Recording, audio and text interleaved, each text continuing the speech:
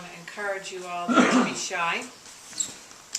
It wasn't easy for us all to get here, you know, carving the time out from our families and plowing through the traffic and whatever we had to do to get here. So please ask anything you want, anything about your practice, your life, problem, something on your mind. There are no stupid questions. Feel free.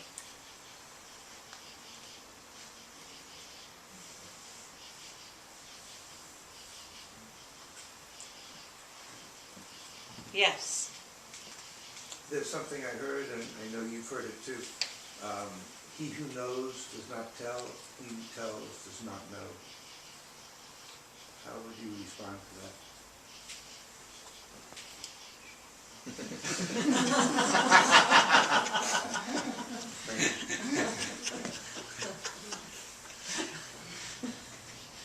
More questions?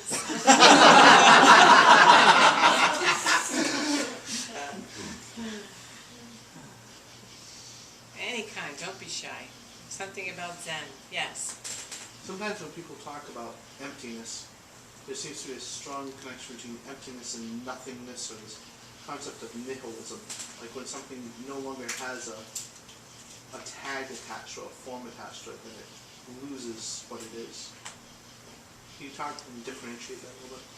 Yeah. So, one of the basic principles we talk about in Buddhism that I think separates it a little bit from the other traditions is there's a fundamental teaching in Buddhism that form is emptiness, emptiness is form. So, you know, that means that, for example, here's a bottle of water, soon it's form. Into my stomach, soon emptiness, right? So everything is changing, changing, changing. You could have a teacup, and it's a very temporary form. It's this configuration of the atoms and molecules and the pottery, and it looks like a form. And we have a famous koan about that teacup. So our teacher would always, you know, he always gave talks with someone else, which I love about him, because in a lot of the Zen traditions, you get this Zen master who's up on some sort of throne, and everyone's like, oh my gosh, it's the master and all this stuff, which I don't really go for that. And, but he always dragged his students up and made us give talks, so that right from the beginning we had to share our experience, good or bad. You know, you get up there, no matter if your talk was horrible, didn't matter, you'd say, good speech, yeah. And we all would feel very happy about that. And so one of the things he always did, it was his free giveaways in koan, was that there was a coffee cup, or a cup. We'd always have a little cup with the water for the talk. And all of the students in our school had eventually heard this, and so we knew how to respond to this question. But what he would do is he would hold up this cup, and he would say, here is a cup. If you say this is a cup, you're attached to name and form, and the stick will hit you 30 times. If you say it is not a cup, you're attached to emptiness, and the stick will also hit you 30 times. So, what do you call it? So I ask you all, what do you call it? Is it form or emptiness? Is it a cup or not? I hit you 30 times. She said it's both, so I'm hitting her too. So this is your free giveaway, okay? Don't be attached to your interpretation of the cup. Good explanation, but Zen means not explain, only demonstrate. So now, so he would be sitting there, and then the audience inevitably would be stuck. The first time you hear this, you're like, oh, is it a cup or not? Can it hit me 30 times? Either way, you know. And then he would always sort of tap the person sitting next to him and say, you show them. And then only that. So then the person would drink this water. And I love that, because what that does is it transcends form and emptiness. Form and emptiness are opposites. It's like a coin. If you have heads, by definition, you must have tails, right? If you have good, it's by definition you have bad. If you have up, then you have down. If you have enlightenment, then you have ignorance. If you have I, then you have other. All opposites thinking. That's what Jim was talking about, our thinking. We make high and low, good and bad, coming and going, form and emptiness. So this is really a fundamental teaching that's very, very beautiful.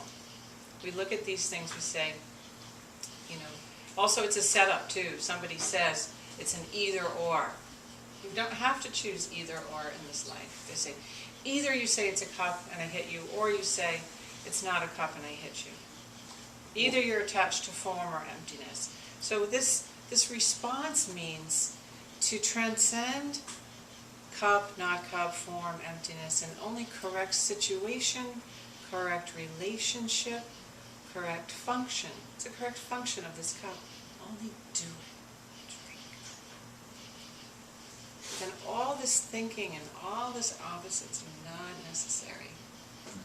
So this is the free giveaway that you get. If he took that cup and he hammered a nail with it, would that negate the demonstration? You could, but that's not correct function of a cup. If he said, is this a hammer? If you say this is a hammer, you're attached to form, and I hit you. If you say this is not a hammer, you're attached to emptiness. What is it? And then you took it and you nailed something. That's a correct answer. Because it's a function, correct function of this hammer. One by one, everything in this world has a correct situation, correct relationship, correct function. Do you not marvel, as I do, that the lemon tree always makes a lemon? It never makes a cherry. It never makes a banana. Year after year, without thinking, it makes a lemon. Without thinking. Every time you see a dog, you look at this dog, the dog never says meow. Right? It doesn't. Dog function. Dog knows its job. Cat function. Meow. Cat never says woof woof. So everything in the universe is functioning according to this function, correct function of itself, its nature. So why is it wrong to refer to its form then? It's not. Oh. It's not. What we're trying to talk about here is when we sit, is to not attach to either form or empty, not to get hung up on whether it's form or emptiness, but to perceive this thing for what it is before these opposites. Okay? And then that translates back to perceiving, what am I? But without the I. What is this? Who hears this sound? Does this sound inside or outside your mind?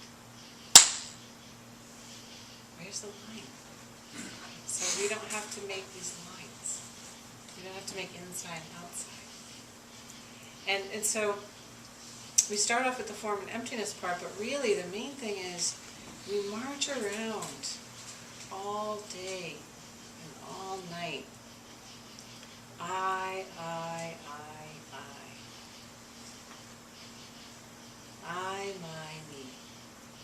From the minute we wake up to the minute we go to sleep, 99.9% of everything we do is informed by having this stake in the ground.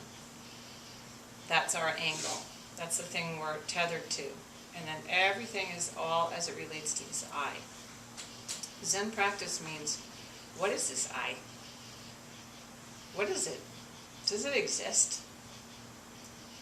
What if the stake in the ground wasn't there, and there was no particular angle or perspective? What if, like in that cup example, you and me, are we the same or different? Right? You and me, same or different. So not to get hung up in same or different, but just to bring that together and function together as human beings.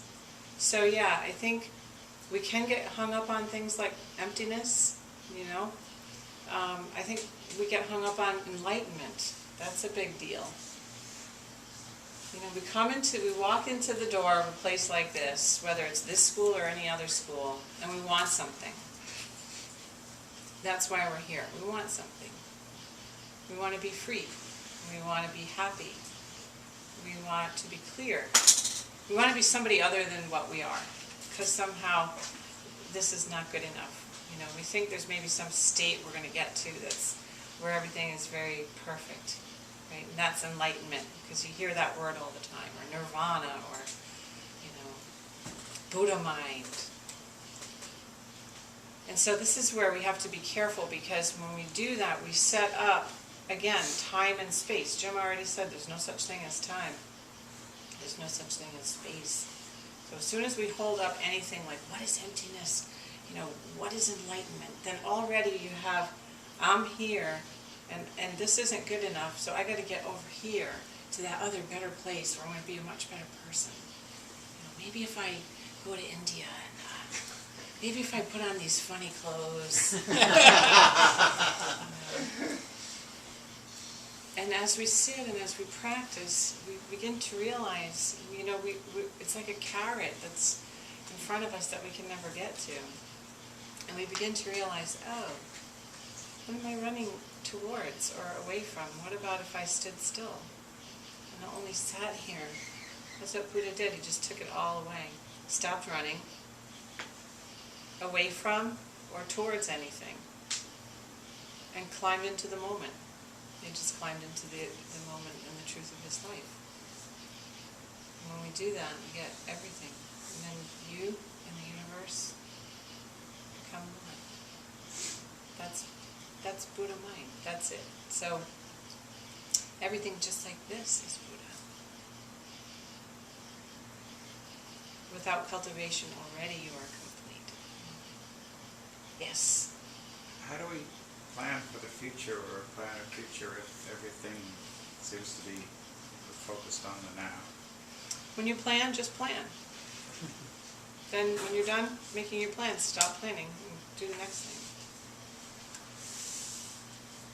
No problem. Planning time, only plan. Driving time, only drive. Walking time, only walk. Eating time, only eat. Sitting here talking to you, only be here. But what do most of us do? We plan to plan for the next plan for our whole life. It's unbelievable. I always tell the story, I might have told you guys this story last year. I went and did this 100-day solo retreat one time, and you know, the whole bit, got the sacks of rice and the bag of beans and, you know, the cabin and the whole bit. It was a big deal to get there. And I sit down there the very first day, the very first morning. I'm sitting there, I'm like ready to go. My whole goal for the whole retreat is all I have to do is breathe in, breathe out, do what I'm doing. I'm on the retreat that I planned for. My very first half an hour there, what do you think I did? I was planning my next retreat. And I'm all wrapped up on it. And then I'll go to an even more remote place. And I'm going to have even less food. That'll be good. You know, and then when I come back, there'll be shining streets with flowers, you know, upon my arrival and all, whatever. Delirious delusion.